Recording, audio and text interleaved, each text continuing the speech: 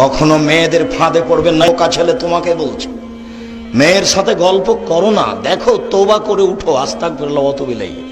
জিন্দেগিতে আর মেয়ের সাথে কথা বলো না, মেয়ে তোমাকে ধ্বংস করবে, তোমার বাপকে ধ্বংস করবে, তোমার বংশকে ধ্বংস করবে, তোমার জাতিকে ধ্বংস করবে। রাসূল সাল্লাল্লাহু আলাইহি সাল্লাম বলছেন,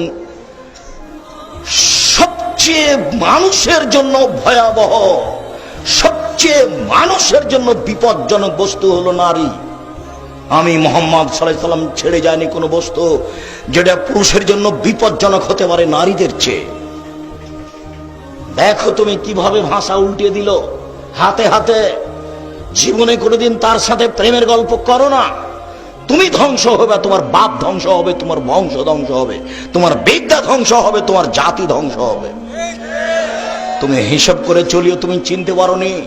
মুহাম্মদ সাল্লাল্লাহু আলাইহি সাল্লাম নিজে বলছেন, আমার জীবনে আমি ছাড়িনি কোনো বস্তু যেটা পুরুষের জন্য বেশি ক্ষতিকারক, ধ্বংসাত্মক হতে পারে নারীর চেয়ে।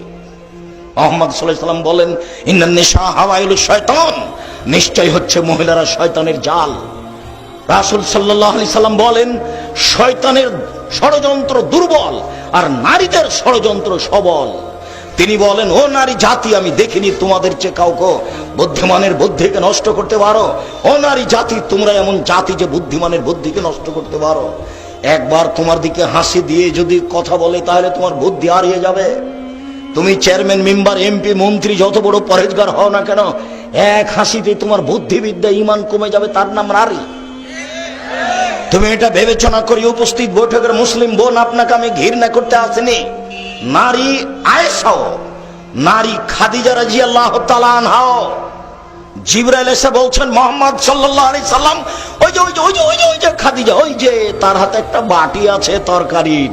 শুনেন, খাদিজা আপনার কাছে আসলে আপনি তাকে বলবেন, খাদিজা জি, আল্লাহ তোমাকে সালাম দিয়েছে খাদিজা, জিবরাইল তোমাকে সালাম দিয়েছে, তোমার জন্য জান্নাতে একটা ঘর বানানো হয়েছে খাদিজা, হীরা মুক্তা মানিক্য দিয়ে, যেখানে কোনো হইচই নেই।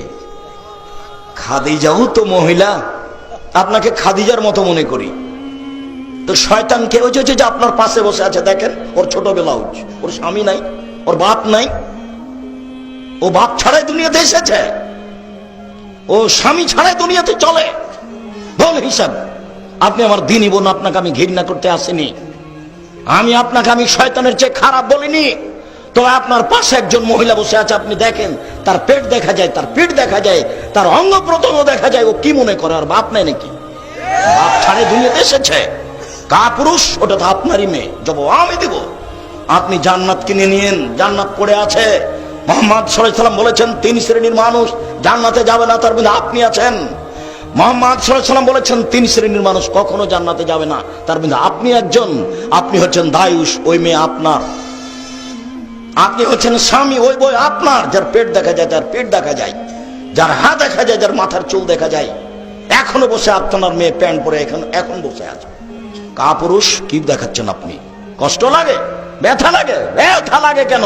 আপনাকে আমি মুসলমান মনে করছি, বলছি, আপনাকে আমি হিন্দু মনে করিনি, আপনাকে আমি ইহুদি মনে করিনি, আপনাকে আমি খ্রিস্টান মনে করিনি, আপনাকে আমি মুসলমান বলেই মনে করছি। আপনি একজন কাপুরুষ, আপনি একজন কাপুরুষ, আপনি একজন কাপুরুষ। আপনার বিবাহ করা ঠিক হয়নি, আপনার বিবাহ করা ঠিক হয়নি, আপনার বাপ হওয়া ঠিক হয়নি। আপনার বাপ আপনার বিবাহ দিয়েছে, বইয়ের কাছে চলে গেছেন, চাই ছেলে মেয়ে হয়েছে, এর নাম বাপ নয়, ক্ষমতার নাম বাপ, নীতির নাম মা, ক্ষমতার নাম স্বামী। চোখ যেভাবে ঘুরে বউ সেভাবে চলে, তার নাম ক্ষমতা। চোখ যেভাবে ঘুরে বউ সেভাবে চলে, তার নাম ক্ষমতা। তিন শ্রেণীর মানুষ জান্নাতে যাবে না, তার মধ্যে আপনি একজন আছেন। তিন শ্রেণীর মানুষ জান্নাতে যাবে না, তার এক শ্রেণীর মানুষ হচ্ছে রাজলাতু মিনান নিসায়ে, পুরুষের বেশধারী নারী, যারা পুরুষের জুতা স্যান্ডেল পরে, যারা পুরুষের শার্ট প্যান্ট পরে, যারা পুরুষের পোশাক পরে, যারা মাথার চুল ছোট করে। আপনি দেখতে পাচ্ছেন ঢাকা শহরে, গাজীপুর বাজারে হাজারো লক্ষ নারী এসব প্যান্ট পরে থাকছে, গেঞ্জি গাইতে থাকছে, এরা জাহান্নামী। আমি বলিনি এই কথা, মুহাম্মদ সাল্লাল্লাহু আলাইহি সাল্লাম বলেছেন। আমার বলার কি আছে? তিনি 1450 বছর পূর্বে বলেছেন, আমি তার অনুবাদক।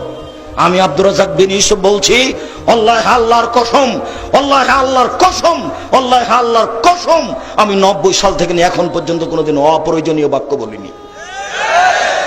আমি 90 সাল থেকে নিয়ে এখন পর্যন্ত কোনোদিন কেসা কাহিনী বলিনি। 90 সাল থেকে নিয়ে এখন পর্যন্ত আমি কোনোদিন মানুষের কাছে পথ খরচ পাতেও চাইনি। এই দেশের মাটিতে কেউ যদি প্রমাণ করতে পারে আব্দুর রাজ্জাক সাহেব একদিন আমার কাছে পথ খরচ পাতেও চেয়েছিল, আমি আব্দুর রাজ্জাক বিন ইউসুফ জিন্দেগি তার বক্তব্য দেবো না। আমি গাজীপুরের মাঠে বক্তব্য দিয়েছি, টাকা দিয়েছে আমাকে 10,000, আমার গাড়ির বিল এসেছে 15,000, আমি বাড়ি থেকে 5,000 টাকা দিয়েছি। আমি মানিকগঞ্জে গেছি, আমাকে দিয়েছে 6,000, 5,000, গাড়ির বিল এসেছে 12,000। আমি দিনাজপুরে প্রোগ্রামে গেছি, 1 টাকাও দেয়নি, গাড়ির বিল এসেছে 7,000, 1 পয়সা দেয়নি। পরীক্ষা করলো নাকি আল্লাহ ভালো জানে।